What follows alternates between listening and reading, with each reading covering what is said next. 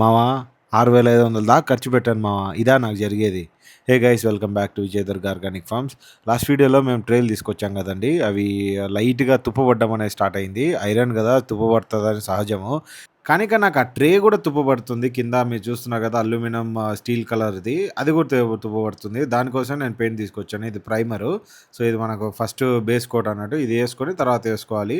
So, నేను అది బాగా నీట్‌గా మిక్స్ చేసుకొని ఒక పక్క చిన్న మన జగ్గు లాంటిది తీసుకొని పెయింట్ అయితే కొట్టుకుంటున్నాను.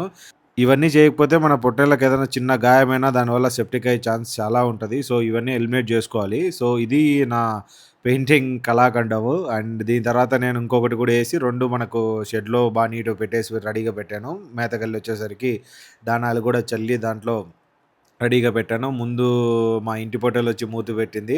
సో, తర్వాత అన్నీ మెల్లమెల్లగా ఒకటొచ్చాయి. ఇక్కడ వీటిల్లో ఒక డిసిప్లిన్ అనేదుంటది.